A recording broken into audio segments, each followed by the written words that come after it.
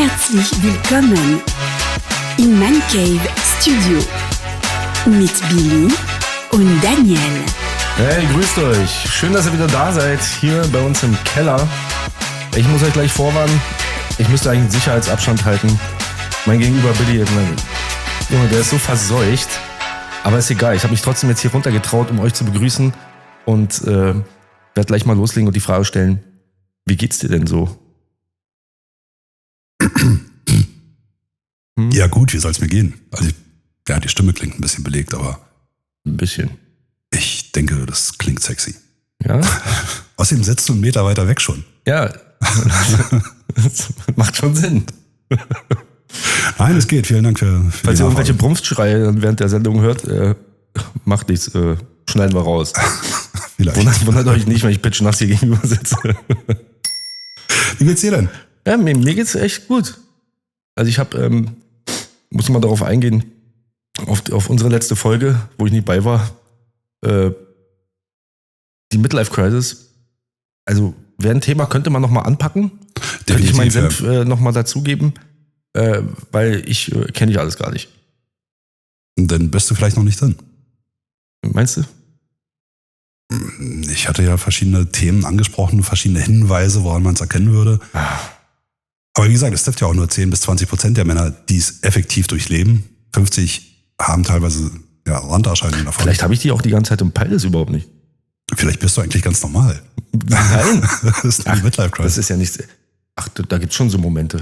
Also du hattest ganz kurz angesprochen mit dieses typische Ding mit dem Sport. Ja. Ja, ich mache jetzt, nimmt man sich jedes Mal vor, aber mir tut halt alles weh, ist scheiße. Naja, du hattest auch einen Spontankauf. Also Oh, die GTS 10 XC ist ja so ein... ja, aber war das jetzt, damit ich mich so richtig geil fühle? So, okay, ich hab jetzt die krasseste Säge. Vielleicht wolltest du deiner Frau auch nur eins auswischen.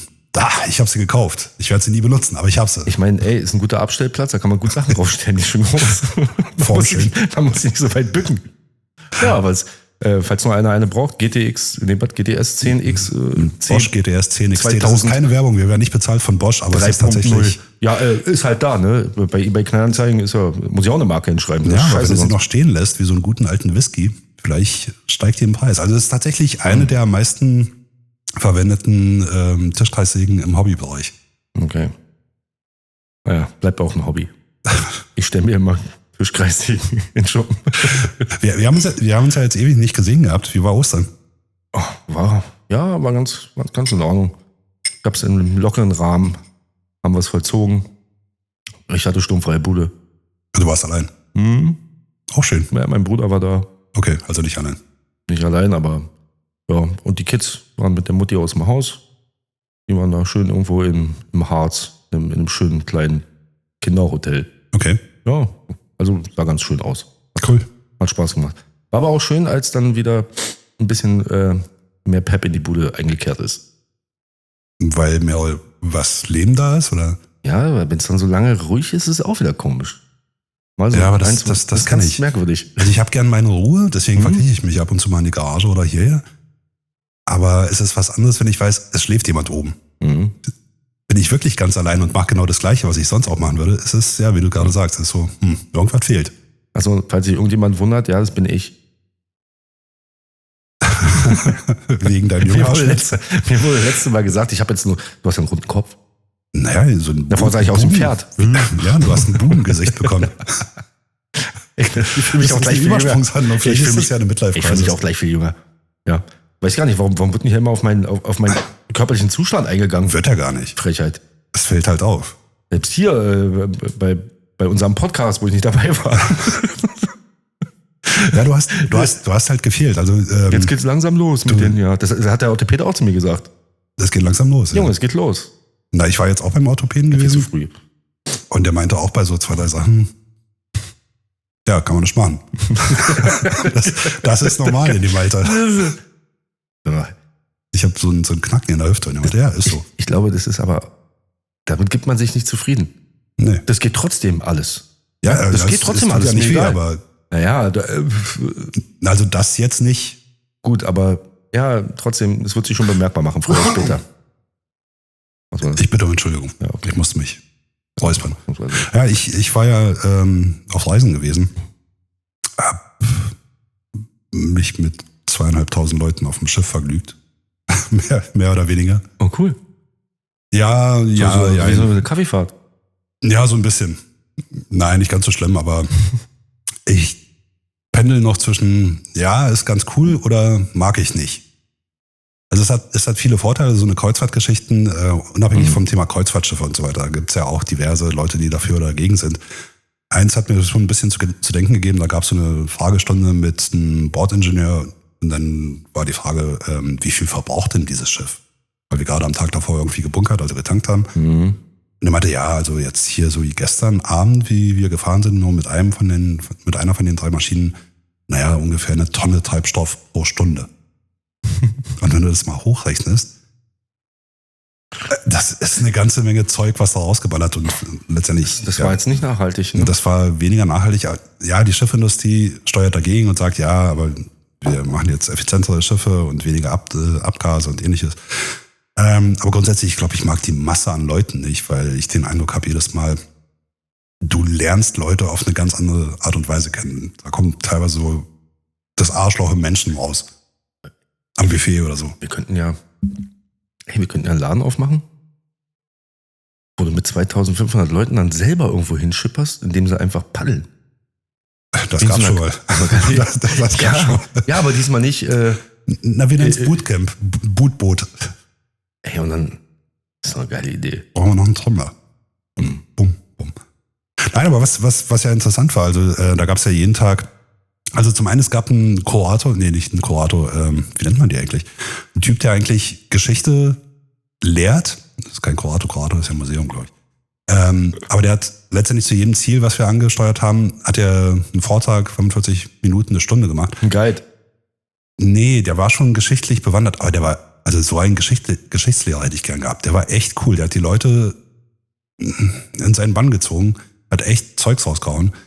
Ja, wie gesagt, den Schiffsingenieur gab es auch mal so eine Fragestunde. Und was ich auch gelernt habe, dass Tintenfische 3 Herzen haben. Das ist ja schön für ihn. 2, die das Blut zu den Kiemen pumpen und 1, was für den Rest des Körpers verantwortlich ist. Okay, also es ist trotzdem fatal, wenn 1 nachlässt. Ja, vermutlich, aber deswegen sind die auch nur Kurzstreckenschwimmer, weil das eine Herz, was den Körper versorgt, aufgrund der Anstrengung, dann teilweise den Dienst einstellt. Okay, und dadurch wird er wieder ruhiger und kann Kraft tanken. Jetzt habe ich mich natürlich gefragt, bei so einem Tintenfisch, wenn ihr verliebt ist, schlägt denn sein Herz 3-mal so schnell oder 3-mal so viel? Oder schlagen alle 3 Herzen dann? Hat er auch eine rosa Brille? Nee, das der hat blaues Blut. Aufgrund des Kupfergehalts, habe ich auch gelernt. Und was ich auch noch gelernt habe, da muss aber aufpassen, dass er nicht geklaut wird, ne? Wie hier auf den Bahnschienen immer und die ganzen Kabel. Ich war ja unter anderem auch in Griechenland ein paar Stunden. Ich weiß gar nicht, ob du es wusstest, dass das Wort Papaya aus der Sprache der Taino-Indianer, was zum heutigen Venezuela gehört, dass wenn man das rückwärts spricht, das Eierpapp bedeutet. Und da komme ich wieder zu den Griechen, weil das Kuriose ist ja, dass bereits die alten Griechen sich mit Eierpapp beschäftigt haben. Ja. Und festgestellt haben, das bedeutet rein gar nichts. Aber das finde ich gut, dass die sich damit bewusst beschäftigt haben. Das ist wirklich. Ja, die haben philosophiert darüber, was Eierpapp bedeuten könnte. Weil Eierpapp ist, also ich bin ja der Meinung, es hat eine Bedeutung. Eierpapp, das kann gar nicht unbedeutend sein. Ich meine, dieses Wort Eierpapp. Also es kommt aus dem heutigen Venezuela. Ja. Und wurde von den Griechen verhackstückelt? Wurde von den Griechen. Okay, die dann rausgefunden haben, dass es. Das mit den Forschern. Das ist völliger Bullshit ist. Richtig. Das ist gut. Das hat 0 Bedeutung. Aber wie ist mal eine sinnvolle Sache, ja?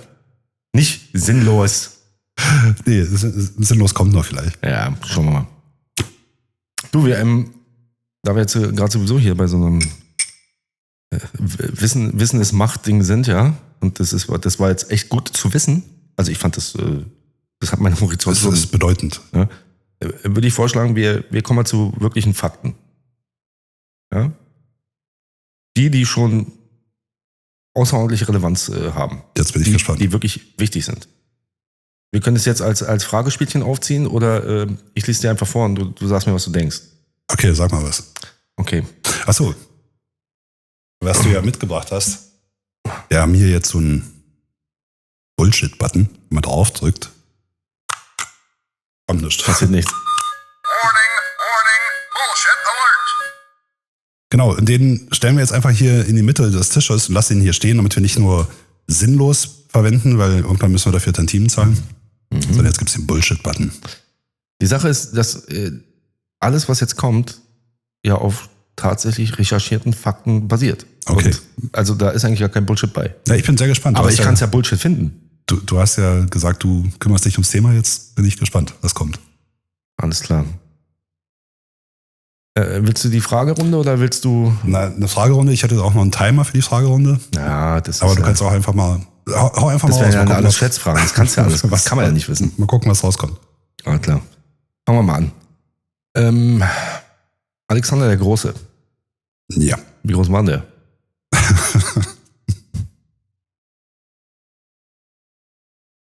Ich,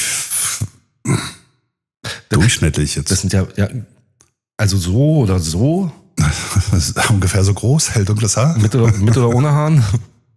Ja, was weiß ich, 1,65. Nee, der war in der Tat nur 1,50. Also gar nicht groß. Ja, aber was ja nicht bedeutet, ne? Für große Taten, Ja, aber der Was Name sonst? kommt ja nicht aufgrund von seiner Größe, sondern der Name ist ja aufgrund seiner Taten, wie du gerade sagst. ja, aber oder der hatte auch so einen kleinen, na, ich sag mal, so einen Komplex, weil Schwarz der ist tot? gesagt hat, sag mal, der ist so klein, wurde gleich gevierteilt. Vielleicht war er so ein harter Typ. Da gab's mal auch so einen Witz mit Schwarz. Wie gesagt, also ich habe das jetzt alles nicht im Hintergrund mir nochmal da beleuchtet oder so, aber ich denke, dass wenn da so ein Knirps kommt, ja, der hat schon, vielleicht war er so ein kleiner Durchgeknallter und hat so weiß nicht, MMA oder so. Die Leute Gab's alle damals verballert. nicht. Aber weil du Das klein- weißt du doch gar nicht. Weil du klein und durchgeknallt Grizzly-Ring. sagst, Napoleon. Ja, naja, das war auch so ein kleiner. Aber der hatte einen Komplex. Wie groß war denn Napoleon? 1,67. 65? Was ja im Verhältnis zu Alexander des Großen, dem Großen, groß wäre. Nee, der war 1,69 tatsächlich. Also für seine damalige Zeit war der ganz normaler Durchschnitt. Der war gar nicht so klein, wie er Was ist denn heute dargestellt Durchschnitt? Bin schon größer geworden, oder? 1,75, 1,76. Ja. Okay. Okay, gut. Also auch- Alexander der Große hat Großes vollbracht mit kleinen. Was auch wichtig Körper. ist, zu den Nebenwirkungen von Aspirin gehören Kopfschmerzen. Das sind wie Antidepressiva, die Depressionen auslösen können. Ja. Also, woher das kommt ist, ich stelle mir jetzt gerade vor, wie das damals alles abgelaufen ist, wo sie es getestet haben und dann irgendeiner kam und sagte, oh mein, ich habe Kopfschmerzen. Ja, nimm mal Aspirin. nee, nachdem sie es ja schon eingenommen haben, die ganzen Probanden so. Ist das wirklich so? Du, vielleicht haben sie es vielleicht auch einfach ein Placebo bekommen und dann haben sie in Zelle geschrieben. Aber ja, ich gehe mal davon aus. Ich meine, gibt's durchaus. Hat einfach nicht geholfen. Vielleicht eine größere Dosis. Habe ich noch nicht gehört. Ja. So. Justin Bieber hört gerne Musik von Helene Fischer. Ist gelogen. Der weiß doch gar nicht, wer Helene Fischer ist. Erstens frage ich mich auch, wie ist er auf die gestoßen? Und zweitens, oder hat er Thomas Gottschalk gesehen und dann war sie nicht weit? Vielleicht war er auf dem Traumschiff mit Florian Silbereisen oder. Aber würde Justin Bieber sagen, I like your music, Naja, let's make her do it? ja, vielleicht. Weil er hört ja nicht das, was sie singt. Er hört ja, dass sie singt. Und letztendlich ist es ja bei den Amis nicht anders. Er hört ja auch das, was er sieht, ne? Machen wir Licht, ich höre nichts. Nein, aber die Amis hören ja auch die eigene Sprache im Song und hören ja letztendlich, was gesungen wird, was ja bei uns ähnlich ist wie deutschsprachige Musik, was ja dann teilweise auch so Kitschschlager. Okay. Also ja, könnte plausibel sein. Jetzt bin ich mal gespannt. Auf Orange reimt sich kein deutsches Wort. Du kannst mich jetzt gern vom Gegenteil überzeugen. Es reimt sich kein deutsches Wort. Kein deutsches. Natürlich würden mir jetzt 30 spanische Wörter einfallen, die sich auf Orange Echt? sofort. Auf Orange. Du kannst auch Orange sagen. Ich kann auch Orange sagen, aber wird ja nicht besser. Orange. Was machen die Rapper eigentlich, wenn... Die sagen nicht Orange. Lass es einfach weg, oder? Die sagen andere Worte. Ja. Aber spontan fällt mir da... Nee, wa? Orange, Flansch. Das liegt irgendwie an der Phonetik des Wortes. Das klingt nicht nach Baum, Zaun. Ja, sehr schön. Den nächsten Punkt, also da würde ich sagen, ja, das stimmt. Jeder Deutsche telefoniert, nee, Quatsch, jeder dritte Deutsche telefoniert täglich mit seiner Mutter. Vor allem jeder dritte. Ja, wahrscheinlich. Machst du es? Heute, ja, schon. Täglich. Ach, täglich? Täglich. Nein. Ja, auch nicht. Wenn ich das jetzt nicht bin und gibt es da auch welche, die dann vielleicht sogar noch mehr als täglich? Ja, da würde mich schon wieder... Na, manche wohnen auch noch bei Mutti. Aber da würde mich ja schon wieder die Statistik interessieren. Das ist ja die Mehrheit der Deutschen. Wie gesagt, das ist ja nichts Geprüftes, das ist jetzt einfach mal so, das ist jetzt mal so dahingestellt. Aber das ist bei Umfragen ganz häufig. Die Mehrheit der Deutschen ist gegen irgendwas. Ja, also alle, egal wer im Raum ist, oder man guckt sich immer an und sagt, mich hat nie einer gefragt. Nee, nie. Also mich hat noch nie einer gefragt, ja, aber es ist immer, ja. Aber die Mehrheit hochgerechnet. hat gesagt. Naja. 34% der Deutschen träumen nachts von ihrer Arbeit. Das ist Fakt. Sagt wer? Weißt du, was jetzt bei der Umfrage? Jetzt bin ich wieder an dem Punkt, wo ich glaube, ich hatte es auch schon mal erwähnt. Ich bin ein Typ, du kannst dann in einem Jahr an einer Hand abzählen, was ich geträumt oder mich daran erinnern kann. Ich weiß es nicht. Ja, das ist ja die Frage wieder. Ich kann mich hast du nicht geträumt oder erinnerst du dich nicht? Nee, ich glaube, man träumt immer. Oder willst du mir erzählen, du schläfst einfach nur und da passiert gar nichts. Ich glaube, man träumt, aber... Ja, keine Ahnung, meine Frau sagt ja auch, ich schnarche, aber ich kann mich auch nicht erinnern. Ja. Ist egal. Jedenfalls. Also, ich kenne auch Leute, die können mir jeden Tag erzählen, was sie geträumt haben. Nee, das nicht. Also, ich weiß manchmal, wenn ich was geträumt habe, in dem Moment, wo ich wach werde, habe ich noch Bruchschemen irgendwie im Kopf. Und in dem Moment, wo ich an dem Klo ankomme, 5 Meter weiter, ist weg. Und dann kommt es aber irgendwann wieder und... nee, dann hast du ein Déjà-vu. Ja, genau. So ein okay. Ich bin mit meinem Mikrofon seit der letzten Aufnahme irgendwie unzufrieden hier. Wer im Londoner Westminster Palast stirbt, hat Anrecht auf ein Staatsbegräbnis. Ist ein Gesetz aus dem Jahr 1784. Aber wahrscheinlich vollzogen immer noch. Könnte sein. Deswegen dürfen wir Herzkranke... Also für einen Touri davor zählt es wahrscheinlich nicht. Du hast gesagt, jeder, der im Palast stirbt. So. Gut. Weißt du gar nicht, ist der zu besichtigen? Stimmt. Teile davon. Nicht da. Gut. Die nächste, die kennen wir schon, aber gibt es auch ein Sprichwort, Pferde können nicht kotzen. Ja. Und da gibt es aber, ich habe schon Pferde vor der Apotheke kotzen sehen. Genau, richtig. Ja, was so viel bedeutet wie, Das ist ein Paradoxon. Nee, gibt's nicht. Nee, können sie tatsächlich nicht. Hatte ich auch irgendwann mal gegoogelt. Aufgrund ihrer anatomischen weiß ich auch nicht, aber es war irgendwas. Nee, die können sich tatsächlich nicht übergeben, was ja bei Pferden eben zu Problemen führt, dass wenn sie was Falsches gegessen haben. Da müssen wir mal ein paar Experten befragen. Ich habe jetzt keinen Tierarzt an der Hand. Nö. Reiter reichen. Der kennt sich bestimmt auch aus. Ja, Bernd. Ja, Bernd anhauen. Die kann uns bestimmt erklären, warum. Was stimmt mit dem Vieh nicht? Warum kannst du nicht kotzen? Ja, sollte man machen. Muss doch mal sein. Ja, der Fokuhila wurde schon in Mesopotamien getragen. Für alle, die es nicht wissen, Mesopotamien liegt da hinten. Ja, glaube ich auch. Ist ja jetzt teilweise auch schon wieder hip gewesen. Mhm. Und ich wette, das gab es früher auch schon mal, hieß bloß anders. Aber Sachen von früher kommen ja immer wieder. Schlaghosen. Die Tomate ist sowohl Obst als auch Gemüse. Ich wusste, dass die Erdbeere kein Obst, sondern eine Nuss ist. Das ist eine Nuss. Ja, das Und weil was? Für Allergiker auf jeden Fall wichtig. Ja, da gibt's keine, das ist so. Ja, aber woran macht man das fest? Also bei einer Erdbeere sind ja diese kleinen gelben Pünktchen, das sind ja tatsächlich Nüsse. Deswegen ja die Zuordnung zur Nuss. Aber wieso sind die gelb? Gelb? Doch. Naja, eine Haselnuss ist ja auch gelblich, Ja. beige. Vielleicht wirken sie auch nur gelb auf dem Hintergrund. So. Jetzt, den finde ich ganz toll. Versuch mal, während du dir die Nase zuhältst, zu summen. Jetzt mit meiner Erkältung. Mach mal. Ist ja egal, Nase ist ja eh schon halb. Summen ist ja...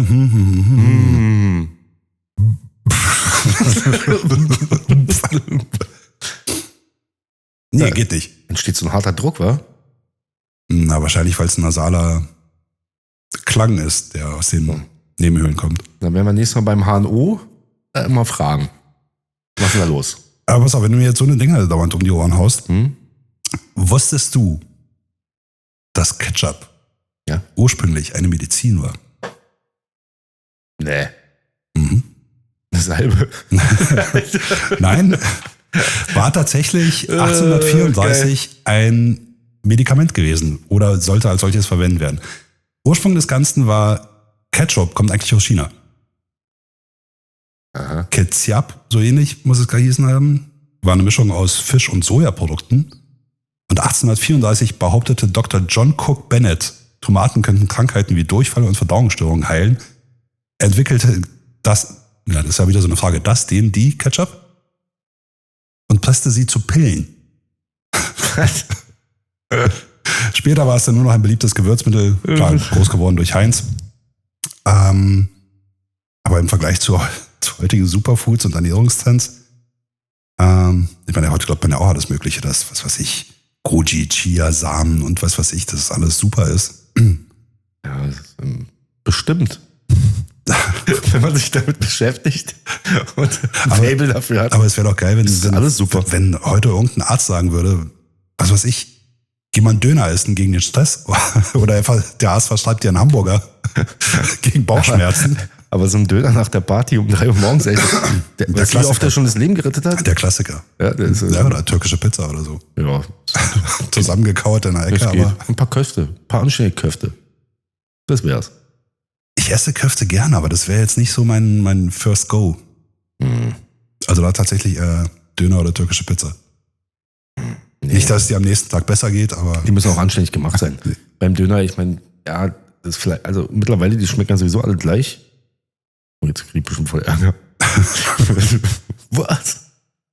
Ja, aber durch die ganze Zugabe von dem, was ich richtig hasse, wie die Pest, ja. Da kriegst du deinen Döner, dann haut er das Fleisch darauf und dann kommt der ganze Gedöns da rein und das kommt alles aus der gekühlten Auslage und das Ding ist einfach nur kalt. Nee, du musst ihn ja gleich essen. Naja, trotzdem. Das ganze Gemüse ist ja arschkalt. Ja klar, aber wenn es warm wäre, dann wäre es auch welk, dann würdest du es auch nicht essen. Ja, aber es müsste so... Das ist ja genau die Sache. Du kriegst es halt nicht so hin. Der Döner ist grundsätzlich immer kalt. Aber den ganzen Tag da, das muss doch frisch sein. Wir müssen es doch kühlen. Ja, aber so ein Döner schmeckt kalt einfach scheiße. Deswegen verstehe ich Leute, die sagen, ey, machen wir nur Fleisch rein. Dann ist der noch schön warm. Ja, aber dann fehlt mir die frische Note. Die kannst du ja nebenbei die dann so reinstopfen. Aber dann hast du... So einen Salatteller daneben? Weil wenn du zum Mitnehmen machst, kommst du zu Hause an, ist kalt. Vergessen.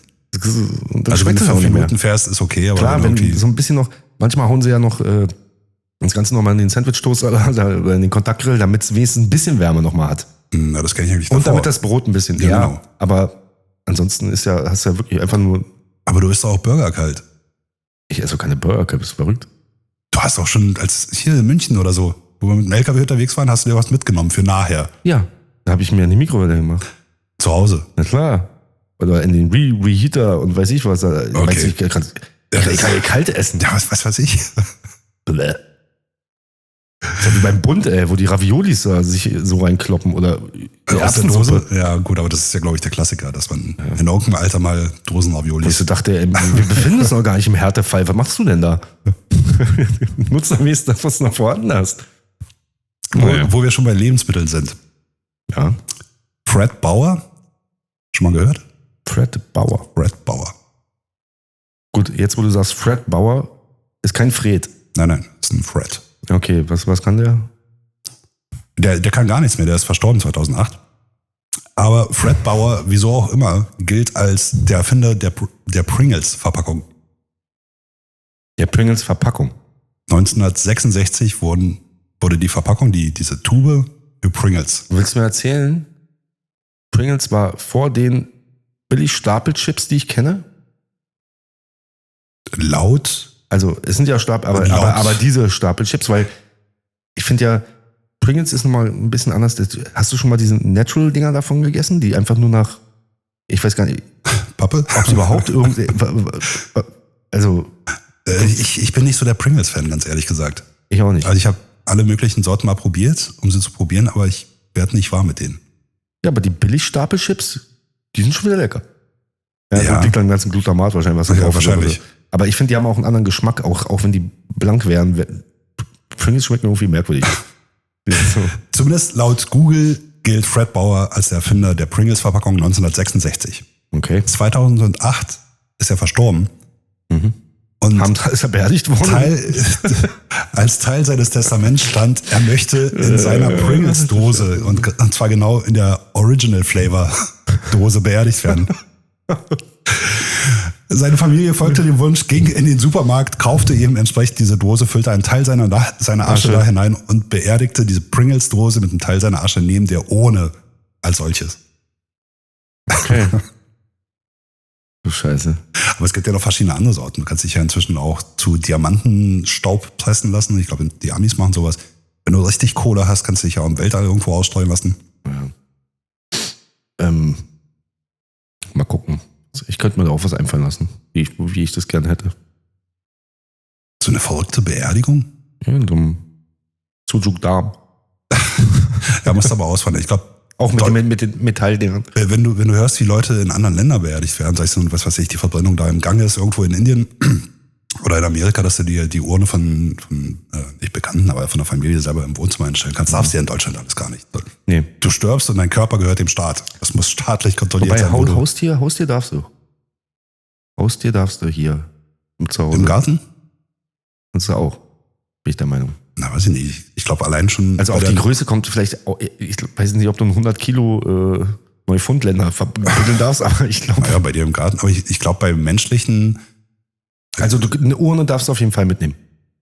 Beim Tier. Beim Tier. Das kannst du. Ja, aber beim Menschen nicht. Bei Menschen nicht, nee. Verstehe ich nicht.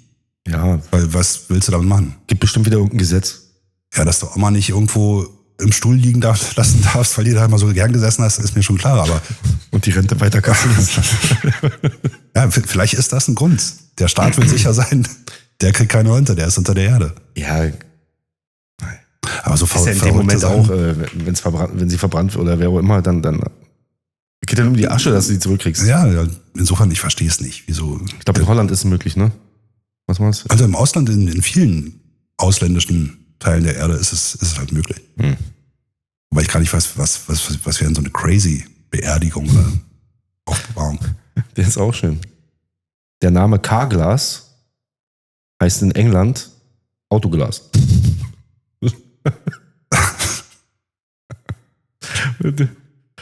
Na gut, aber das heißt ja auch nur... Die Firma Carglass heißt in England Autoglas, genau. Ja gut, aber das ist ja wie mit Handy. Handy gibt es im deutschsprachigen Raum, überall anders ist Mobile. Bei uns ist Handy. Das ist wieder so... Ich habe letztes Mal auch irgendwo eine Werbung gesehen, da war diese Melodie von Carglass repariert. Ja. Die haben es 1:1 geklaut, ne? Also ich denke mal, wir für Carglass. Das war auch irgendwas, das war jetzt nicht in dem Fall Autoglas, aber das war irgendeine andere. Und das war 1:1 gleiche Melodie, gleich gesungen. Das ist ja wie mit unserem Intro-Song. Den habe ich, seitdem wir den letzten Sommer... Das ist der Intro-Song. Aber das geht ja hier um eine Melodie und da haben die ja ihre Firma auch mit eingesetzt. Das ist aber genau die gleiche Melodie. Das ist ja die Melodie. Das ist die Melodie. Aber ich habe sie, seitdem wir es im letzten Sommer erworben haben, habe ich das Ding schon in 3 verschiedenen Werbungen gesehen. Ich glaube, einmal wir kaufen ein Auto, einmal bei Rewe oder so und dann noch irgendwo. Kam genau diese Melodie. So Mixer oder so? Ja, weiß ich, ja, das kann sein. Ich dachte, was zum Geier? An Wahltagen darf in Norwegen kein Alkohol verkauft werden. Ja, das glaube ich. Damit die auch alle anständig... ja, aber es macht ja auch Sinn. Damit sie auch nicht feiern können. Ach ja? Naja, bei uns wäre es vor 18 Uhr, dürfte keiner verkauft werden. Das ist doch auch nur so ein ganz gescheites Marketing, damit die sich alle davor vollballern mit dem Zeug, weil sie an dem Tag nichts kaufen können.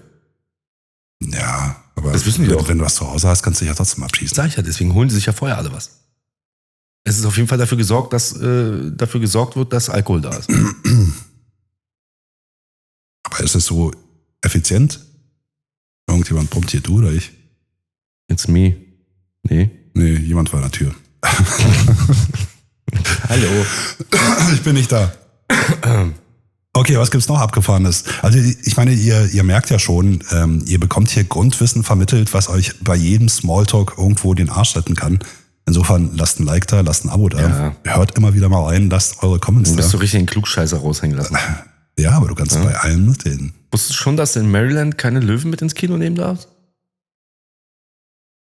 Und jetzt kommt als Gesetz. Ja. Ich stell mir gerade vor, dieser Gesetzesentwurf, so, hat er ihn schon wieder beigehalten? Ja, hat ihn schon wieder beigehalten. Nee, das müssen wir jetzt verbieten. Also Las Vegas hätte ich ja jetzt noch abgenommen, dass du in Las Vegas deine Löwen nicht mit spazieren nehmen. Ja, aber irgendwer muss scheinbar auf die Idee gekommen sein, Löwen Ja, mitzunehmen. aber in Texas darfst du auch nicht in eine Scheune gehen, wenn du nicht die ausdrückliche Erlaubnis bekommen hast. Wahrscheinlich noch aus der Zeit, wo in irgendwelche eine Leute- Scheune.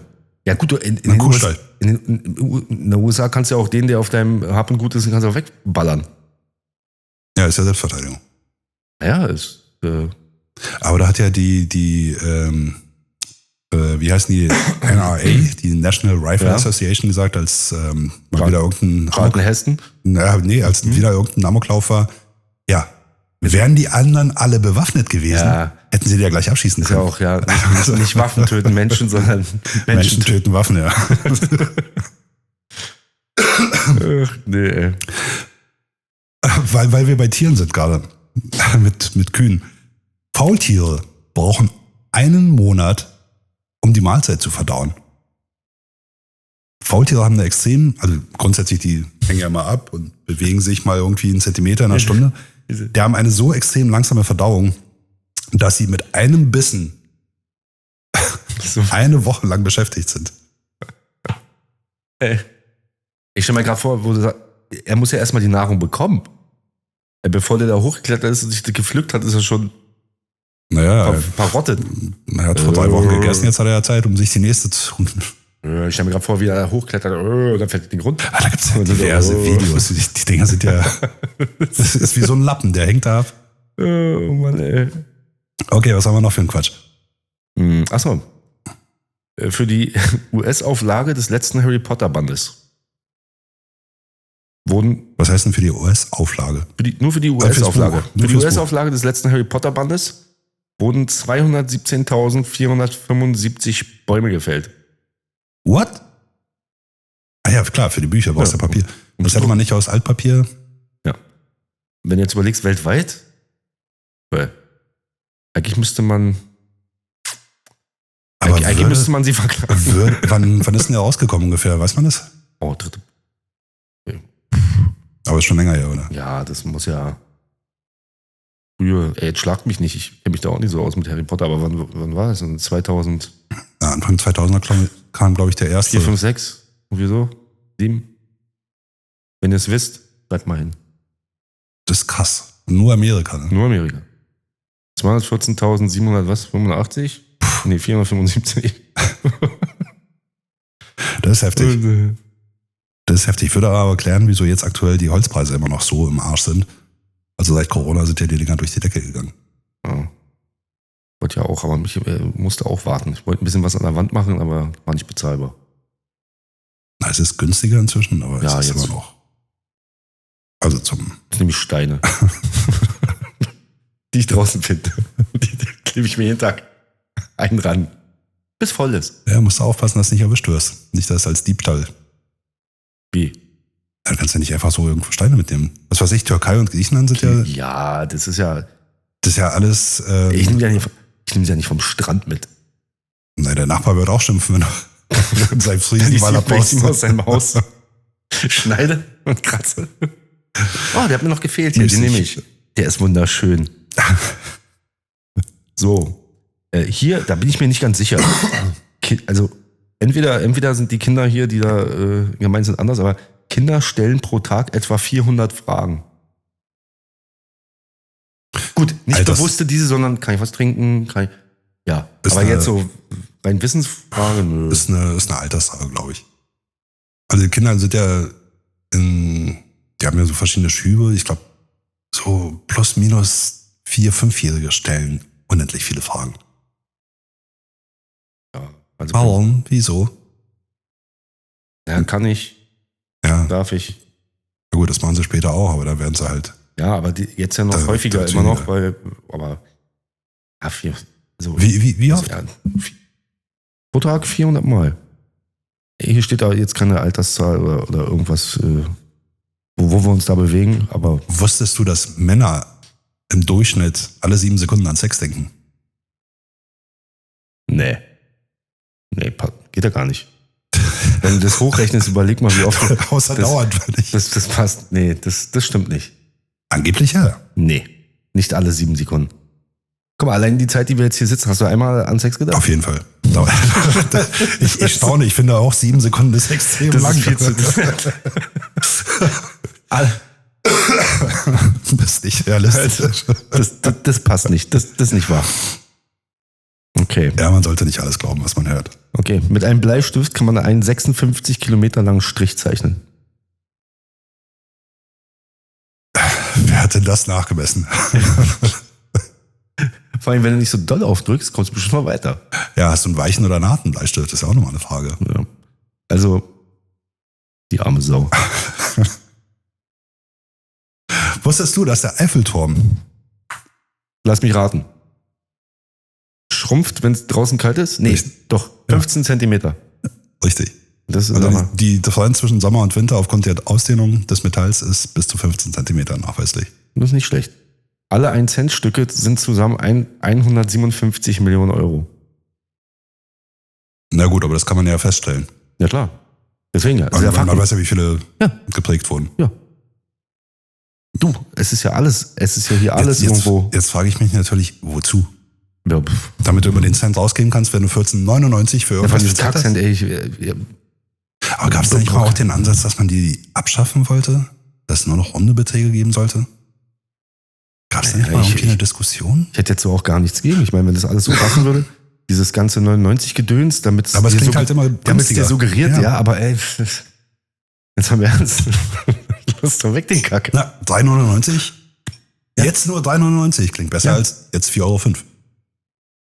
Ja, 4,05 € ist ja auch mehr. Das klingt trotzdem Aber du besser sagst als 4 Euro. Ja.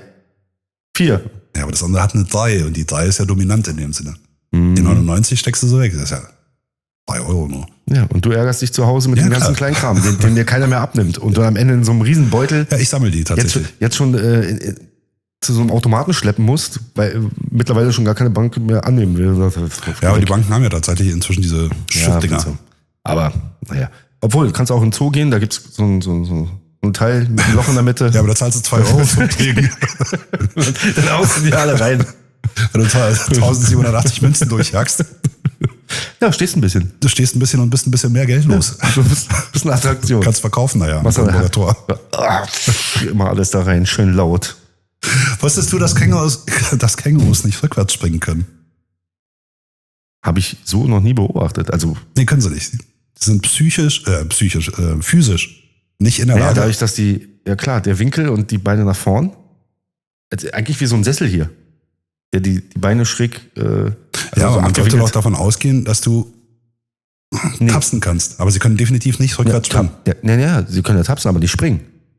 Weil die Federung einfach so gebastelt ist, dass sie nur nach vorne können. Ja.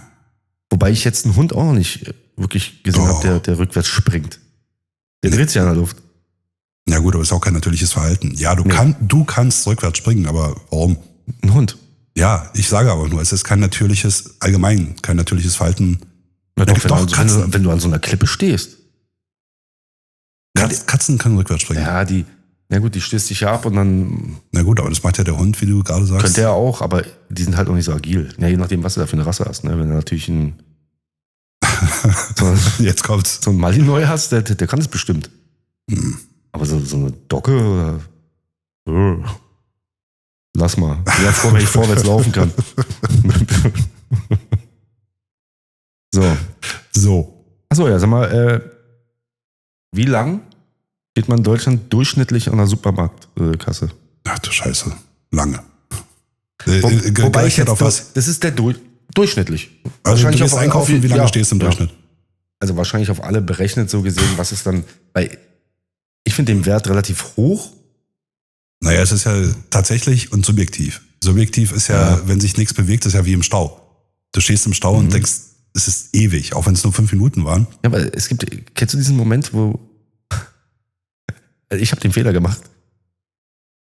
3 Kassen sind offen und dann schaust du und denkst, Ich weiß welche. ja, und dann Ich siehst weiß du, genau welche. oh, die ist gar nicht so lang. Und da ist sogar Platz und warum stehen die? Ja, weil die wahrscheinlich schon vorher da einkaufen waren und ganz genau ihre Pappenheimer kennen. Jedenfalls stelle ich mich da an und noch 2, die nach mir sich an der längeren Kasse, die waren vor mir durch. Ich war genau bei der gleichen Kassiererin. Und ich dachte so, und wenn sich das dann noch paart mit irgendeinem, der vorne erst sein Portemonnaie rausholt, Ich hab's nachdem passend. alles durch war Ich hab's und dann erst mal sucht und denkst so, boah, warum denn? Und jetzt kommt's beim nächsten Mal, glaubt man nicht, dass ich daraus gelernt habe, dachte ich, ja komm, das war Zufall. Da war es genau das gleiche Spiel. Allerdings war dort nicht die Schlange kürzer, sondern eigentlich so in etwa alles gleich. Aber ich habe dir trotzdem noch mal die Chance gegeben und wurde trotzdem wieder angeschissen. Und hab da dreimal länger gestanden als alle anderen, die schon so. Es liegt tatsächlich an dieser Kassiererin. Also ich weiß Sie ist genau, wirklich von hart. wem du redest. Ich war bei der auch schon 2-mal. Aber die ist voll nett. Wenn du Zeit hast beim Einkaufen, gut, Ja. dann kommt es hin. Aber durchschnittlich sind es 7 Minuten. Ich hätte jetzt 5 gesagt. Ja, 7. Ja, aber würde hinkommen. Du Ja, hast wenn man die das Fälle, so- du kommst hin und die Kasse geht gerade auf, dann bist du der Erste. Aber es gibt auch, Aber so aufs ganze Leben gerechnet, ja, könnte vielleicht, das passt schon. kommt hin. Ist jetzt auch nicht so schlimm. Aber ja, da kannst du immer noch so schön viele Sachen, besonders wenn du mit Kindern da bist und alles ist so in Griffhöhe. So, die ganzen Ja, Süßigkeiten. Und dann die so, nimmst Last-Minute-Dinger. du die Hände weg von dem Wodka. Die Flachmänner. Hier so die Beefy, hier dann die, was haben sie da immer? Die Joy-Ü-Eier und alles und da drüber der Wodka. Nein, nichts für dich, nichts für dich, nimm die Finger weg. Deswegen stehen die ja schon so weit oben. Ja. Okay. So. Hast du mal was? Mhm. Ziegen. Also zu Ziegen fallen mir 2 Dinge ein. Zum einen, Komische Augen. warum trinken wir Kaffee? Warum wir Kaffee trinken? Ja. Heutzutage, die Menschen heutzutage, wieso? Weil wir es können. Ja klar, aber das ist so wie sind die Leute drauf gekommen, irgendwie Feuer zu machen und irgendwas einzuschmeißen und sagen, oh, schmeckt ja lecker. Wieso Kaffee? Gut. Also, warum haben sie die Bohne gefunden, fangen an, das Ding zu rösten, dann zu zermahlen, dann heiß Wasser rauszukippen und daraus also das ist ja jetzt nochmal die, das ist die Fortführung die- des Ganzen, aber grundsätzlich, wieso Kaffee? Wieso nehmen wir das- Kaffee zu uns? Da du jetzt Ziegen gesagt hast, Da liegt nahe. da ist die Verbindung. Ich weiß es nicht. Na, tatsächlich, also das hat was mit Ziegen zu tun. Und zwar wurde damals ist ja schon ewig her, beobachtet, dass Ziegen eben nach dem Verzehr eben dieser Kaffeebohnen sehr Aufgeweckt. sehr aufgeweckt, sehr agil waren. Wo sich mir jetzt natürlich die Frage stellt, okay, dann hat man gesehen, die Ziegen haben das Zeug gefressen, die waren ein bisschen auf Dope. Jetzt stellt sich mir die Frage, wer ist denn auf die Idee gekommen, lass uns mal rösten. Und dann klein mahlen die Scheiße, Wasser aufkippen und den Mokka rausbasteln. Aber ist ja bei vielen Sachen so, ja? Bei so einem schönen Mettbrötchen. Na gut, das ist aber aus der Natur der Sache. Schwein umgekippt, gefressen. Abgesehen davon, wie kamen wir eigentlich auf die Idee, das ganze Zeug roh zu essen? Ich glaube, wir haben es früher roh gegessen, bis irgendwann mal irgendwo ein Blitz eingeschlagen ist und ein Tier da drin lag. Und jemand sagte, boah, das ist gut. Ja, aber so wird es wahrscheinlich gewesen Also sein. es gibt bestimmt noch ein paar Sachen, die heute schon noch komisch sind. Aber ich könnte mir vorstellen, dass viele Dinge, die wir heute halt haben, also auch viele Erfindungen, sind ja teilweise Entstand durch Unfälle, Zufälle, war so eigentlich gar nicht beabsichtigt gewesen. Und das Zweite, was mir mit Ziegen einfällt, ich finde es jetzt hier gerade nicht in den Notizen, es gibt eine bestimmte Ziegenart, Ach, wenn sie sich erschreckt. die bei Stress, wenn er sich erschreckt, wird es einfach steif und Völlig fällt um. steif. Da frage ich mich immer, was ist das für ein Schutzmechanismus, ist kein Schutzmechanismus, es ist ein genetischer Defekt. Was haben die sich denn, was hat sich denn wer dabei gedacht? Was hat sich die Natur bei Defekten gedacht? Die hat sich gar nichts gedacht, das ist ein Defekt. Ja, aber es ist ja eine Rasse.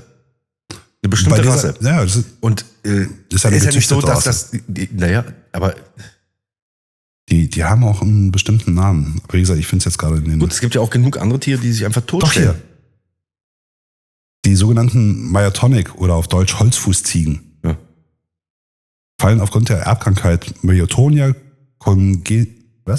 congenita Thompson im Angstzustand oder eben bei Stress abrupt in eine Art Schockstarre. So, und die werden jetzt gezüchtet? Nee, das ist eine Zuchtform und bei der ist halt eben dieser genetische Defekt mit reingezüchtet worden. Das ist quasi eine Sache, sie werden gezüchtet. So ein blöder, ja, aber die wurden nicht gezüchtet, um so zu sein, sondern es ist halt, Ja, aber jemand hat Scheiße gezüchtet. Und dabei ist halt eben dieser genetische Defekt entstanden. gut. Wie gesagt, es gibt ja auch Tiere, die sich totstellen, um einfach für den Feind dann uninteressant zu werden, was auch immer. Aber bei denen, ich meine, ein paar Videos haben wir schon gesehen. Das ist ja ein bewusstes Verhalten. Aber ich hab vorhin so ein Video gesehen von der Ziege. Schön steif. Eine kleine Stufe runter. Das ist die Stufe runter. Umgekehrt. Mann, ey. Lauter Blödsinn. Was kann man noch draus machen? Wie viel Botox braucht man, um die gesamte Weltbevölkerung zu vergiften? Na, ich vermute mal nicht so viel. Mhm. Also ich weiß gar nicht, was Botox nimmt man bei Falten und Ja, Elenden? also was ich habe mich damit jetzt auch nicht so beschäftigt mit Botox-Spritzen und den ganzen Sachen, aber das muss ja so krass gestreckt sein oder was auch immer. Weil wenn man dem jetzt Glauben schenken darf, müsste man mal nachlesen, das ist jetzt einfach mal auch so nur übernommen. 20 Gramm. Für die gesamte Menschheit. Ja, also ich hatte 2 Sachen, wo ich gesucht hatte. Bei dem einen stand 2 Teelöffel, bei dem anderen 20 Gramm. Da ist jetzt die Frage, inwieweit ist denn dieses Zeug, in welcher Konzentration reden wir da? Was ist das? Naja, das Der wird Kryptonit. das wird schon nicht pur sein, aber letztendlich ist ja die Wirkung, die lehnt ja deine... Da muss man mal Was in Ruhe lehnt Botox? nachlesen. Die Nerven, die Muskeln? Ja, das lähmt. Und dadurch kriegst du ja nicht Ja, Falte und so diese weiter, ja. Falte Genau. in dem Fall, weil Aber du kannst sie gar nicht machen, weil ich sie gar nicht machen genau. kann, ja. Und überleg mal, 20 Gramm. Ja, aber das werden ja homöopathische Mengen in der Spritze sein, also im Verhältnis. Deswegen sage ich, ich weiß nicht, in welcher Konzentration die das ja dann da machen, aber das muss ja so ultra aufgelöst sein und Na, aber 20 Gramm, noch auch. was sind denn 20 Gramm heutzutage? ja, das ist 2 Teelöffel. Was heißt heutzutage? 20 Gramm sind 20 Gramm. Da muss ich mal schauen. Eigentlich ist ja, wenn du es so siehst, das ist ja eine Waffe. Ja, klar. Ja klar, also kannst Okay. gut, lassen wir mal so im Raum stehen. Wenn ihr euch damit auskennt, könnt ihr mal was dazu sagen. Also, das hört sich ein bisschen heftig an. Was haben wir noch hier? Wie viele Weintrauben braucht man für eine Flasche Wein? Flasche Wein, 750 Milliliter. Ich habe letzte Mal ja meinen eigenen Wein hergestellt. Du hast geweint. Nee, ich habe Mund gekaut. Ja, und Fuß veredelt. Es waren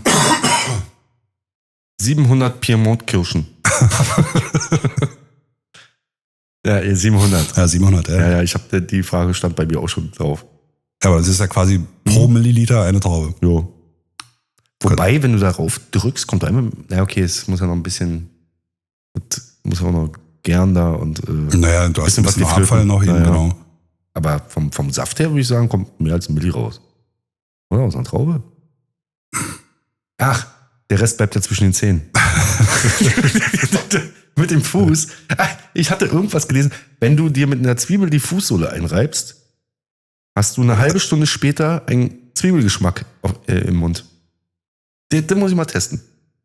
Deine Frau wird sich bedanken. Ja, ich habe keine Schweißfüße mehr, aber das riecht nach Zwiebel. Das ist eine Gemüsezwiebel. So. Und dann sitzt du die ganze Zeit da. Und wartest. Aber weil es durch die Blutbahn übertragen wird? Also, was ich Also echt scharf finde, dass da irgendwo osteopathisch irgendwo eine Verbindung insgesamt ist, dass du zwischen einem, also im Mund mit dem Fuß verbunden bist. Das habe ich auch irgendwo schon mal gesehen oder gelesen. Na, ich weiß, bei einer Fußmassage, der Auch Fuß die bildet Punkte. ja deinen Körper ab.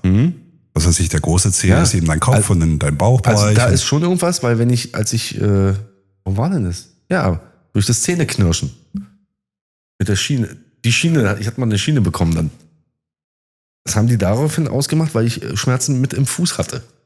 Und dann kam dieses, Deswegen knirschst du. ob ich knirsche. Naja, und da war irgendwo diese Verbindung. Ja gut, aber das ist ja... Und ich dachte, Ja, aber wenn das du ist morgens aufstehst und so die Füße so nix, kann sein, dass ich mich wahrscheinlich gerade zugrunde geknirscht habe, wie so ein. Das würde ich auch gar nicht Bengalischer Tiger. so ausschließen, aber...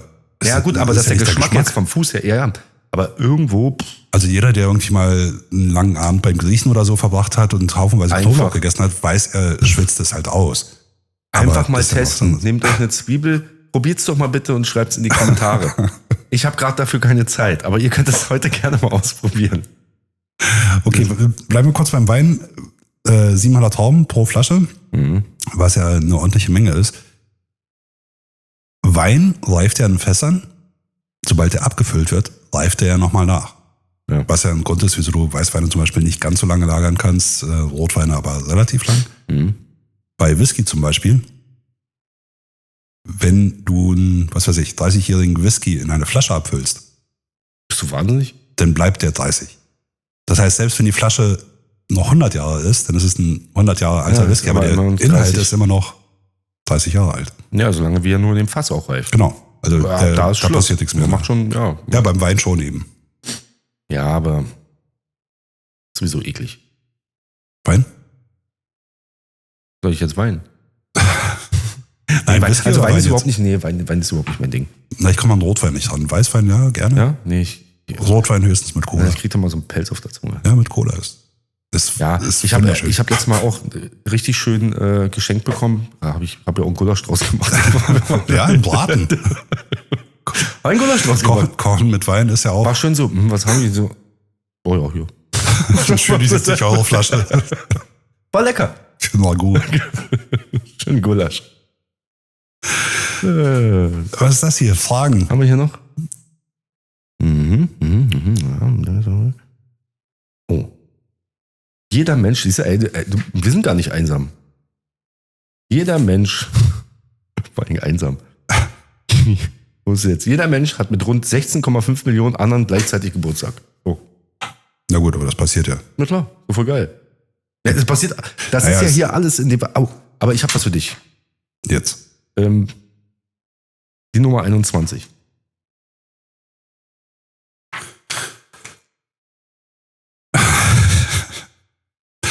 Ich kündige es mal an. Das längste deutsche Wort lautet... Daniel? Warte, ich probier's. Aber warte mal, da hinten war irgendwas falsch. Unternehmer, was war das? Bau. Fangen wir mit einem ganzen Wort an. Ja, okay, ich fange von vorne an. Das längste deutsche Wort lautet Donau-Dampfschifffahrts-Elektrizitäten Hauptbetriebswerk Bauunternehmen. So, und jetzt kommt's, hier ist ein Rechtschreibfehler drin. Ich weiß nicht, ob ich bei Unternehmen, was war es? Unterunternehmen? Nee, Bauunterbeamtengesellschaft ist das. Bauunterbeamtengesellschaft, genau. Donau-Dampfschifffahrts-Elektrizitäten Hauptbetriebswerk Bauunternehmen. Nee, Bauunterbeamten. Bauunterbeamtengesellschaft. Ey, Wer kommt denn auf sowas? Wer sich sowas einfallen lässt. Und Dampf. Also ich lese es jetzt auch gerade, aber Das ist doch eine Verarschung hier, oder? Das gibt's doch nicht. doch, ich glaube, es gibt es tatsächlich. Müsste man im Duden mal gucken. Aber ich meine, die Deutschen allgemein ist ja, wenn du mal einen deutschen Text hast und einen englischen, der übersetzt ist, genau daneben hältst, ist ja der englische fast die Hälfte von dem deutschen. Also die Menge an Worten im Deutschen, aber das ist ja ein echt ellenlanges Wort. Das ist ein Scheiß. Oh, 96% aller amerikanischen Kinder erkennen Ronald McDonald. Also, ich glaube, wenn du hier zeigst, hier hat er gar nicht so einen Stellenwert. Nee, weniger. Ja. Aber hat der nicht eine eigene Sendung auch gehabt? Sowas wie Sesamstraße? Echt? Mit Ronald McDonald? Kann gut möglich sein. Oder in Filmen wurde es ja auch ab und zu gezeigt. Ja, dass in der der öfter Werbung mal, auch, dass der... ja. Aber hier, ganz ehrlich, Horrorclowns kommen hier nicht so gut an. Ich wollte gerade sagen, der erinnert mich mal so ein bisschen an S. 96%. Heftig. Das ist natürlich echt krass. So. Ach, guck mal hier. Nur 7 von 10 Banküberfällen in Deutschland werden aufgeklärt. Vor allem nur 7 von 10. Also 7 von 10 ist jetzt nicht nur wenig. Ja, aber 7 von 3 sind ja, also die Chancen stehen gut. Das sind 30%. Das ist jetzt also nicht überzeugend. Da schon. Da kann man mit leben. Das geht. Okay, kommen wir jetzt mal hier, weil wir sind ja schon wieder bei einer Stunde. Mhm. Oh, ich habe noch was. Jetzt kommt's. Was ist das beliebteste Topping auf einer Pizza in Brasilien? Heuschrecken. Mhm.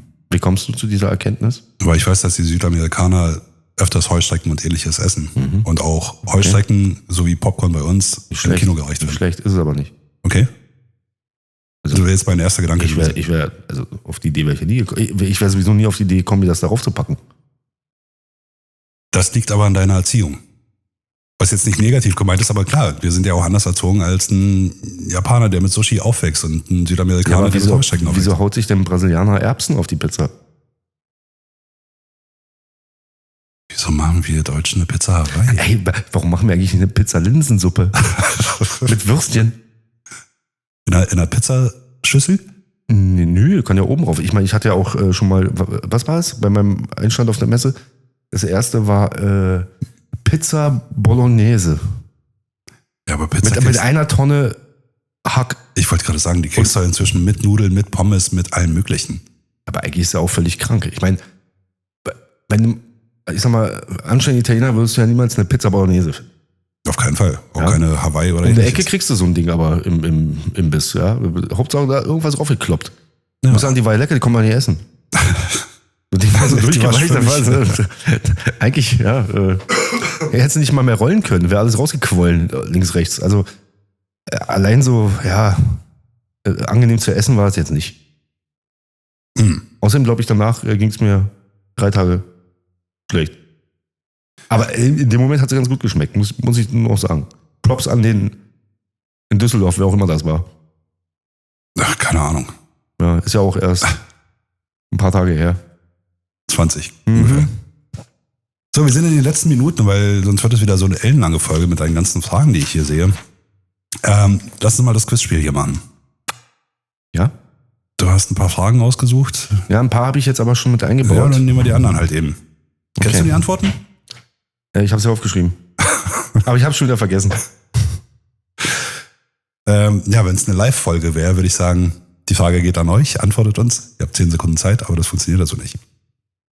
Ich stell dir einfach mal die erste Frage. Ja, ich kann leider nicht so tun, als ob ich es nicht wüsste, weil ich weiß es. Dann musst du mir die Fragen stellen. Ich stelle dir die Frage. Du hast dir nämlich die Antwort noch nicht angeschaut. Nee. Okay, Ich starte den Buzzer oder du fragst und ich starte den Buzzer? okay. Ich frage. Starte den Buzzer. Du hast ja nicht gefragt. Ach so. Also, aber ich hab's doch gedacht. So weit sind wir noch nicht. Okay. Weltrekord. Wie viele Hotdogs kann man in 10 Minuten essen? 10, 9, 8, 7, 6. Ich warte jetzt genauso lang sind. Na, warte, bis weg ist und dann. 3, 2, 1. 60 durch einen Japaner. Nicht schlecht. Waren aber 76. Durch eine Japanerin. Eine Japanerin auch noch. Ich weiß nicht, aber ich würde jetzt mal behaupten, ist bestimmt eine Frau. Also es war neulich neulich vor einem halben Jahr oder so Ich bei meine, die schieben ja Galileo. nur rein, ne? Ja, aber das ist, also ich meine, jeder von uns kennt wahrscheinlich hier diese typischen Ikea-Hotdogs. 76. Jetzt mal. Wo soll das hinstecken? Ich frage mich, ob das schon aus danach. Wie so eine Wurst. Ja, aber wie passt denn das in den Magen oder wird es gleich durchgeschoben? Ja, das geht ja nur rein. Wie lange ist ein Hotdog, so ein Standard? Ja, nee, so lang sind die ja nicht. Die werden schon ein bisschen kleiner sein, Aber es Naja, geht ja aber- wirklich einfach nur darum, da wird ja auch nicht gekaut. Na nee, aber lass ihn mal, was sind das, 20 Zentimeter sein. Ein Hotdog. Also reden wir jetzt nur von einer Wurst oder kompletten Hotdog? Wird schon Hotdog Mit sein. Ich meine, Brötchen. da kann man sich ja mal ein Video angucken. Gibt's ja garantiert irgendwo so ein kaputtes Essen irgendwo. So, 20 Zentimeter. Naja. 5 Hotdogs wären 1 Meter. Rein von der Länge. Hm? 75? Ja. Bis bei 10. Drückst du doch nicht 25 Meter irgendwas rein. Naja, du musst dir vorstellen, dein Darm. Ja, aber was, Da kommst du aber nicht mal waren an. dick und Da dünn kommst du an? kommst aber nicht mal an. Das geht ja alles nur durch die Speiseröhre in den Magen. Obwohl ja, vielleicht stecken die sich. Ja, aber 75, ich meine 75 Würstchen, das ist ja... Nochmal. Die kauen's ja nicht. Dadurch ist es ja nur möglich. Kannst du nur reinschieben. Das ist ja, als ob du nur reinwirfst. Nee, wenn du irgendwas klein hast, kannst du es ja auch platzsparend irgendwo packen. 75 Also ich Würstchen würde musst du gerne mal erst mal wissen, im Bauch wie die haben. sich fühlen, da du ja wirklich nicht isst. Du bist ja nur am Wegstecken. Ich glaube, da Rein, fühlst du dich rein. gar nicht mehr. Du bist einfach... Boah. Ob die vielleicht einmal wenigstens kurz kauen, weil ich glaube, die kauen gar nicht. Das wird nur wie so ein Schwertschlucker einfach reingeschossen. Ja, aber trotzdem 75 Würstchen. Meine. Schon, 76, ja, würde ich ja mal Ja. nicht unterschlagen. Ja. Jetzt haben wir den auch einmal gedrückt. So, okay, jetzt mal, das ist interessant. Was kostet ein Kind bis zum 18. Lebensjahr? Ja, das kenne ich. Also das heißt ja grundsätzlich, dass ein Kind, da starte ich den Buzzer jetzt auch nicht, heißt ja so viel, ein Kind kostet dich ungefähr so viel wie ein Einfamilienhaus. Also so hieß es irgendwie vor 10 Jahren. Mhm. Willst du jetzt eine Zahl auch noch haben? Ja, klar. Ja, wir haben ja Inflation und Eine Einschätzung. Also ein Einfamilienhaus, sagen wir ein günstiges Einfamilienhaus. in der heutigen Zeit, Ja, in der heutigen Zeit ein günstiges. was weiß ich, Ja, günstig. na, dann werden es irgendwo 400.000, 500.000 Euro sein. Ein günstiges. Na, ich habe es jetzt mit Grundstück gerechnet. Nee, nur das Haus. Ohne Grundstück. Ja, wirklich nur das Haus. 700.000? Ich weiß nicht, wo deine Ansprüche sind. Nee. Na, wie groß ist denn das Haus? Okay, sag ich dir, das Haus ist 160 Quadratmeter, 1,5 Geschosser mit, 260.000. na nee, 170 bis 180. Also, Bei 260 ist der Garten schon bei. nee, es hieß damals irgendwie plus minus 2.000 musst du pro Quadratmeter rechnen. Mhm. Ja, ein günstiges. Tarif andere Seite. Alles gut. Okay. Ja. Also habe ich es nicht gesehen, aber meine Kinder hauen da ganz schön auf die Kacke. Also, die Ja, reizen es du- aus. Hast halt ein größeres Haus. Also, du meinst, das passt sich an, oder? Natürlich. Großes Das ist ja Haus, ganz große normal. Kosten. Ja, das ist klar. Wie viele Eier legt denn so ein Huhn im Jahr durchschnittlich? Na, jeden Tag ein Ei. Jeden Tag ein Ei? Also Nee, ich glaube, sagst es ist du- alle 3 Tage, alle 4 Tage irgendwie sowas. Oh, also was sagst du grob? Naja, ein Viertel, 365 durch 4. Nein, du warst eben so gut, 80, ey. Jetzt fängst du schon wieder an, 80 Eier? Jetzt fängst du schon wieder an zu verkacken. 80 Eier? Wenn 385 schon warm ist, 65. wenn 365 schon warm ist, dann Na, ich dachte, jeden Tag ein Ei ist aber zu viel. Die legen alle 3, 4 Tage eins. Oder legen die wirklich jeden Tag ein Ei? nee, ich dachte, du sagst jetzt sowas, die pausieren halt alle 3 Tage mal. Jetzt bin ich gespannt auf die Antwort. Ja, 300 Stück. Also doch fast jeden Tag ein Ja. Ei. Ne, deswegen, also, hast du, Mache ich auch. ja, die sind aber nicht so schön. Da gab's eine YouTuberin, die genau dieses Thema beschrieben hat. Wie die Körperausscheidungen in welcher Form aussehen und wie die heißen. Ich habe das, Modell. hab das Video auch gesehen. Wo ich dann dachte, ey, lass es Knete sein, bitte lass es Knete sein. Was für die, was Ja, das? eigentlich müsste man sich's angucken, weil wenn der Arzt dich irgendwann mal fragt, wie war denn Ihr Stuhl heute Das Morgen? ist gut. Das not. So weiter im Textzeit läuft. Wo wir es vorhin schon hatten. Wie weit klettern Faultiere in einer Minute? 10, Ja, starte ich auch nicht. Na, gar nicht, weil das dauert ja wahrscheinlich 5 Minuten, bevor die eine Tatze sich bewegt hat. Also ich war überrascht, es war für die Verhältnisse war eine Faultier schon ziemlich weit. Hätte ich nicht erwartet. Na, In Zentimetern wahrscheinlich gemessen, oder? Nee. Es sind tatsächlich 8 bis 10 Meter. In einer Minute. In einer Minute. Na, das Video würde ich gerne mal sehen. Klettern. Vielleicht macht er also die vielleicht ist er in meisten- Panik. Die meisten Bilder, die du siehst, da denkst du mal, der fällt gleich runter. Zeitraffer. So. Das ist aber, das könntest du auch so wissen. Wie viele Bienen leben in einem Bienenstock? Das ist jetzt nicht, das kann man, Weil ich Imker bin. ja, nee, aber wer hat sie nicht schon gezählt? Ja? Hast du nicht diese Momente, wo du manchmal da sitzt und dann Also, einfach mal was die zählst, Frage- was da so reinfliegt? Nein. Und dann hast du einen Namen gegeben und nach einer halben Stunde kommt es und dann so, das ist er und dann rechnest du einfach hoch. Also ich habe The Beekeeper neulich geguckt. Ja. Das war aber nur eine Biene.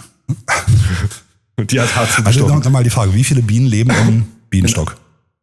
In so einem Schuhkarton da draußen. Gibt ja jetzt keine, aber da gibt es halt so eine Ja, Spanne. 5000. Cool. Ja? Nee, das ist immer richtig verkackt, ey. Das sagt man ja gar keine Ahnung. Ja, das ist immer so schön, wenn man die Antworten schon weiß. 40 bis 50.000. Motion detected. Take precaution. In einem Kasten. Das, was du manchmal hier irgendwo... Nee, in einem Hive. Der kann jetzt aber auch, ich weiß ja nicht, wie groß der ist, die haben gerade nicht hingeschrieben, wie viel Quadratmeter oder die haben keine Na, ich bin jetzt hier Zimmeranzahl von diesem ganz hingeschrieben. normalen Imkerkasten ausgegangen. Was hat der? 40 mal 40 Zentimeter? Na du, vielleicht aber auch das Ding, was am Baum hängt. Das habe ich tatsächlich noch nie gesehen. Ich auch nicht. Hätten wir aber auch gerade einen. Wo liegen die eigentlich, wenn sie nicht... ja, klar. In meinem Holzschuppen. In den Na, dann Zwischenräumen. guck mal nach, wie viele da drin sind. Da würden die nämlich abhängen, wenn du nicht diesen Aufbau hättest. Wie alt wären überhaupt Krokodile?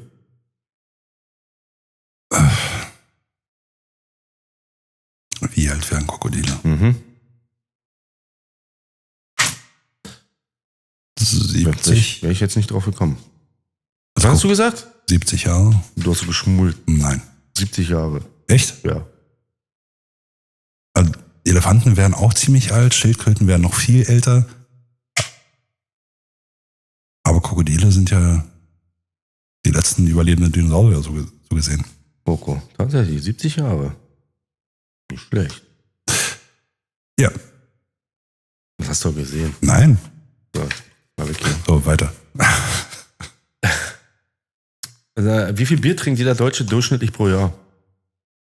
Wobei da ist schon wieder, wo ich denke, da gibt's welche, die... Die Mehrheit der Deutschen trinkt Bier, sagt eine repräsentative Umfrage. Mhm.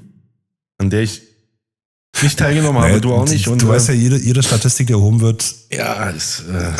traue keine Statistik, die du nicht selber selber gefälscht gefälscht hast. Naja, du machst eine Frage. Trinken Sie Bier, ja oder nein? So, da gibt es die sagen nein und die anderen sagen ja. Dann sagen die ja, dann zählen ja alle, die ja sagen, jeder Deutsche trinkt Bier. Die Mehrheit. Die Mehrheit der Deutschen trinkt Bier. Ja, das ist statistisch ja aus mit dem, ja, du hast einen Obdachlosen und einen Millionär, ja, haben sie beide 500.000. Ja, Ja, aber 92 Liter. jeder Deutsche. Jeder, ja, also Naja, jeder. statistisch, ja. 92 Ja, aber das Liter, sind die- also bin ich auf jeden Fall Da raus. sind die Tschechen aber noch um einiges höher. Sind, glaube ich, bei 120 oder so. Pro Kopf. Gerechnet. Flaschenpfand ist. Aber es hat eine Flasche 25 Cent. 8. 8. Ja.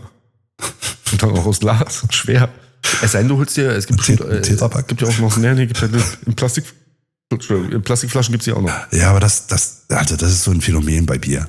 Das schmeckt aber Bier, auch gar du nicht, kannst ne? ein frisch gezapftes nehmen. Du kannst das gleiche, also die gleiche Sorte aus der Flasche, Aus der Dose? Und ich glaube teilweise auch wirklich, eine Zeit lang gab es das, ich glaube, es gab Warsteine auch in Plastikflaschen. Ich glaube, es gibt Bier immer noch in Plastikflaschen. Gibt es, aber nicht mehr von den namhaften. Also jetzt Nee. ist mehr so No-Name. Aber es ist das gleiche Bier so gesehen und schmeckt Ja. trotzdem ganz anders. Aber das habe ich mit Softdrinks auch. Ich finde, ein Softdrink aus einer Glasflasche ist somit das Geilste. So aus dem Automaten, so 0,3 Glas. Mhm. Ich weiß nicht, habe ich wahrscheinlich noch aus den Jugendclubs von früher. Aber Also wenn du ist- dir gezogen hast, so diese Eiskarte, wo es dann so runtergeperrt ist und es sah einfach so geil aus, Aber als du jetzt ist die hingestellt Frage, hast. ist es tatsächlich so oder ist es, weil genau dieses Ding hat der Coca-Cola benutzt? Und hat mir damit was in die haben Birne die dir was gepflanzt, genau? weil es auch einfach so, aber nein, ich bin der Meinung, die Cola schmeckt mir grundsätzlich aus einem Glas sowieso besser als aus einer Dose. Jetzt wird mir meine Frau gleich auf den Kopf springen und sich fragen, warum hast du denn so viele Dosen zu Hause? Ja, weil Ja, weil ich nicht so viel schleppen will. Das ist ganz Das war einfach. die Frage. So sieht es nämlich aus. Obwohl, naja, du kannst ja auch, kriegst ja auch in einer Plastikflasche. Ja, du kannst ja auch mit dem Sodastream mit dem Sirup selber versetzen. Ja, das ist aber schon wieder ein ganz anderes Nee, auf Thema. jeden Und ganz Fall. ehrlich, das ist, Nee, es ist nicht das Gleiche. nee, ist es auch nicht. Und wenn der Automat im Laden nicht richtig eingestellt ist, wo sie sich ihren Sirup Ich wollte gerade Ding sagen, das mixen, hast du ja ist auch eine bei Katastrophe. Mc's und Co. bei Ja. den Fastfood-Restaurants teilweise auch. Und dann wenn merkst du es so einen auch, Sirup bekommst. wenn das nicht 1:1 da passt, ist widerlich. Ja.